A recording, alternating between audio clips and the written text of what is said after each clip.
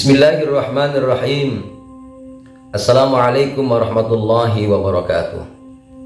Kawan-kawan semuanya, penting malam ini saya luncurkan satu video yang akan menjadikan kita mau mengamalkan satu amalan, di mana dengan satu amalan yang ringan ini kelak di yaumul qiyamah Allah subhanahu wa ta'ala akan membukakan 8 pintu surga untuk kita semuanya, dan Allah akan mempersilahkan kita untuk memilih dari 8 pintu surga itu. Silahkan dari pintu mana saja yang kita mau.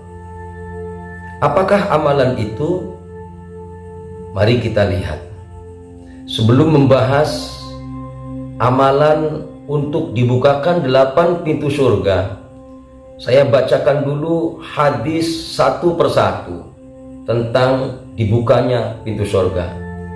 Perlu kita tahu, dibukanya pintu surga, ada hadis yang berbicara dibuka satu pintu surga. Apa contohnya? Kita lihat hadis tentang sholat duha. Di surga nanti ada pintu yang dikatakan babud duha. Untuk siapakah ini? Rasulullah mengatakan, ternyata anna fil jannati baban yuqalu lahu duha. Di surga ada pintu surga yang dikatakan pintu duha. Fa idza kana yaumal qiyamah, di saat nanti di yaumul qiyamah, nada munadin, ada yang memanggil di saat itu, ainal ladzina kanu yudimuna salatad duha. Mana orang-orang yang dahulu di saat di dunia mereka dawam, mereka terus menerus untuk melaksanakan sholat duha. Ternyata di saat mereka nyaut, saya melaksanakan duha, kemudian suara itu mengatakan, hadza babukum fadkhulu. Inilah pintu buat kalian, masuklah kalian semua. Artinya dari sini kita ingat-ingat, satu pintu surga terbuka untuk orang-orang yang istiqomah terus menerus melaksanakan sholat duha. Ada lagi pintu surga yang dikatakan babus shadaqah. Untuk siapakah pintu surga yang dikatakan babus shadaqah? Man at'ama mu'minan. Untuk orang yang melaksanakan, membagi makanan kepada satu orang beriman. Ternyata satu orang yang beriman yang dikasih makan itu, yang tadinya lapar menjadi kenyang. Subhanallah, kawan-kawan yang dirahmati Allah subhanahu wa ta'ala, orang yang memberi makan kepada satu orang beriman yang tadinya lapar kemudian menjadi kenyang, maka Allah subhanahu wa ta'ala juga membukakan satu pintu surga. Subhanallah. Rasulullah mengatakan, la yadkhuluhu illa man kana mithluh. Ternyata satu pintu ini tidak akan dimasuki oleh siapapun kecuali orang yang beramal serupa dengan orang yang memberi makan satu orang beriman. Sekali lagi saya katakan, satu pintu surga. Ada lagi pintu surga yang dikatakan babul jihad. Pintu jihad. Inilah Allah khususkan orang-orang yang jihad di jalan Allah subhanahu wa ta'ala. Mereka masuk dengan pintu surga. Mereka masuk surga melalui pintu yang dikatakan babul jihad. Dan orang-orang yang lain selain orang yang berjihad tidak akan masuk ke surga melalui pintu itu. Tapi ini pun sekali lagi saya katakan, pintunya satu, yang dikatakan babul jihad. Termasuk babus sholah. Ada surga yang dikatakan babus sholah, pintunya surga itu dikatakan pintu sholat. Untuk siapakah itu? Tentu untuk umat Rasulullah SAW yang mau melaksanakan sholat. Kawan-kawan sekalian yang dirahmati Allah Subhanahu wa Ta'ala, yang unik, ada satu amalan yang gampang sekali, tapi dengan amalan yang mudah ini Allah Subhanahu wa Ta'ala menyiapkan surga untuk kita dengan cara membukakan 8 pintu surga. Apa itu amalannya? Mari kita lihat hadis Rasulullah SAW tentang doa sehabis wudhu.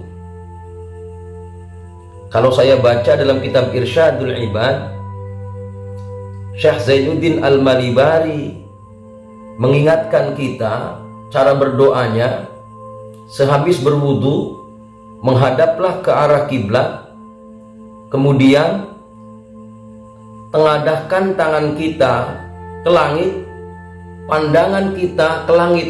Kata Syekh Zainuddin Al-Malibari, walaupun orang itu buta, tetap pandangkan, tatapkan mata kita ke langit. Jarang sekali ada doa yang peraturannya seperti ini. Tapi untuk doa wudhu, memang hadisnya seperti itu. Kita tengadahkan tangan kita bukakan mata kita ke langit, kemudian kita membaca asyhadu an la ilaha illallah wahdahu la syarikalah wa asyhadu anna muhammadan abduhu wa rasuluh. Allahumma ja'alni minat tawwabina waj'alni minal mutatahhirin waj'alni min ibadikas sholihin. Disambung dengan subhanakallahumma wa bihamdika asyhadu an la ilaha illa anta astaghfiruka wa atubu ilaik wa sallallahu ala sayyidina Muhammadin wa ala alihi wa sahbihi wasallam. Mudah bukan? Ketika kita habis berwudu, kemudian kita membaca doa itu, subhanallah, kalau kita sering melupakan amalan yang mudah ini, sungguh sangat rugi. Kenapa masalahnya? Di situ dikatakan futihat lahu abwabul jannah ats-tsamaniyah. Untuk dirinya, untuk dia, orang yang mau berdoa sehabis berwudu seperti yang baru saja saya sampaikan, itu dibukakan 8 pintu surga, yadkhulu min ayyiha sya'a. Dia berhak masuk, dia boleh masuk dari pintu mana saja dari 8 pintu surga yang terbuka itu yang dia kehendaki. Kenapa saya katakan amalan ini gampang, kawan-kawan semuanya? Karena saya meneliti hadis-hadis dari 8 pintu surga terbuka, hanya ini yang paling gampang.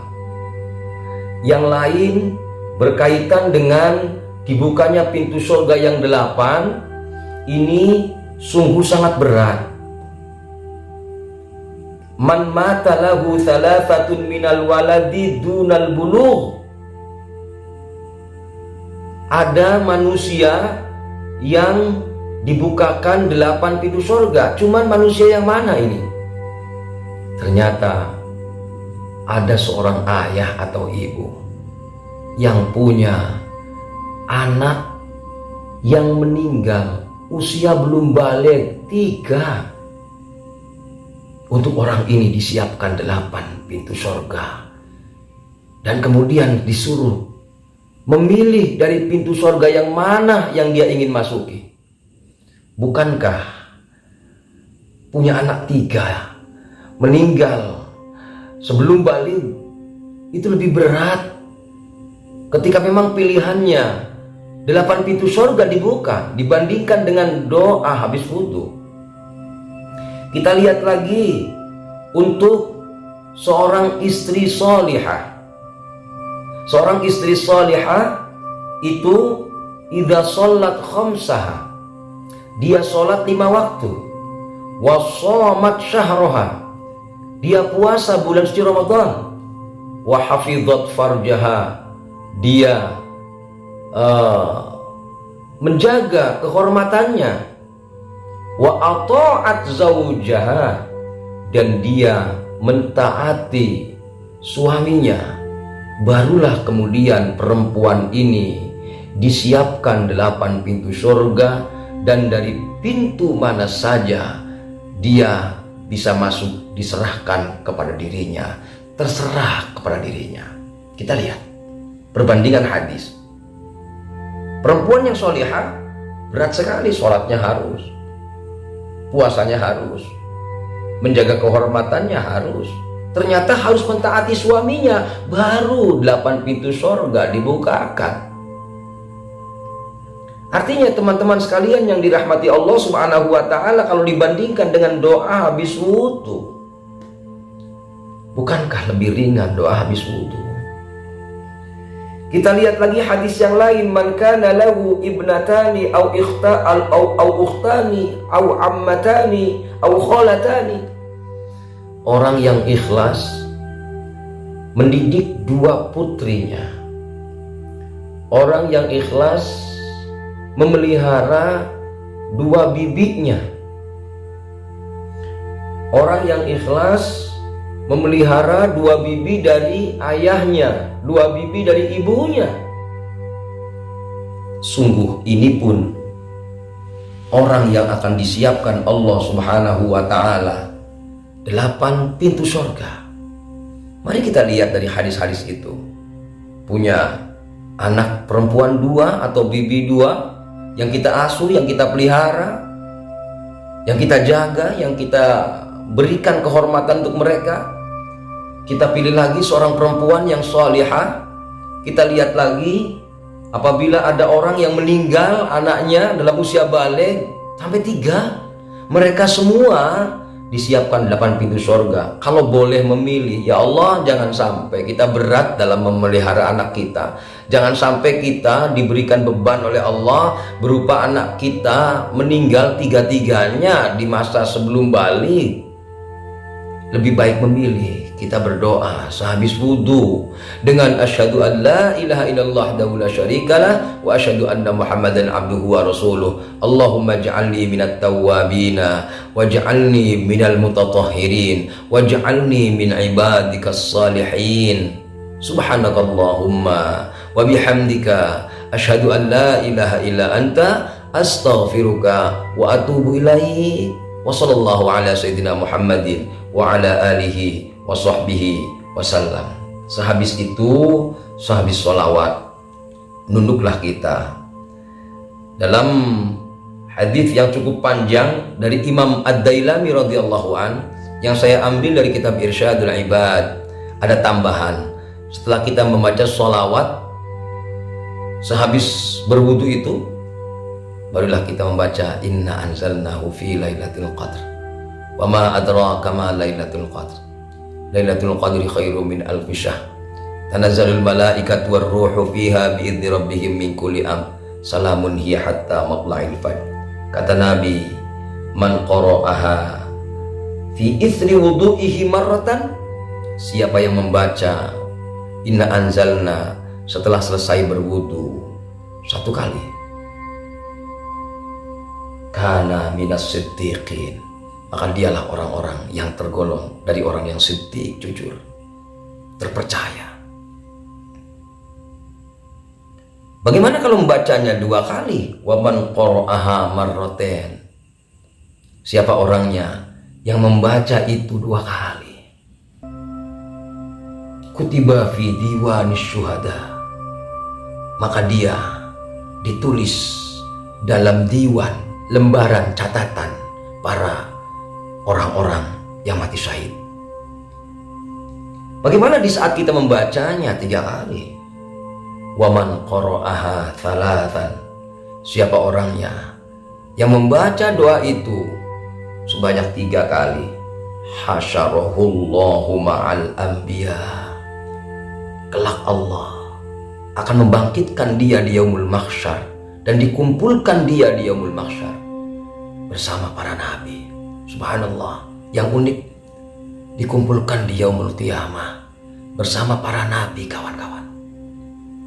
Artinya apa salahnya kalau seandainya kita ikuti riwayat hadis Imam Ad-Dailami radhiyallahu an, kita ingin dibukakan pintu surga 8-8-nya, sekaligus kita ingin di saat nanti di yaumul qiyamah dibangkitkan bersama para nabi. Walaupun kita bukan nabi, kita bukan ulama, kita bukan ustaz, bukan orang pintar, tapi kita, ya Allah, dalam kebodohan kami ingin berusaha mengikuti sunnah-Mu, sehingga kami, walaupun sebodoh ini, ingin sekali rasanya kami dibangkitkan di yaumul qiyamah bersama baginda Rasul, dapat melihat wajah baginda Rasul, dapat dekat dengan baginda Rasul, apalagi ada nabi-nabi yang lain yang akan mendampingi kami, ya Allah.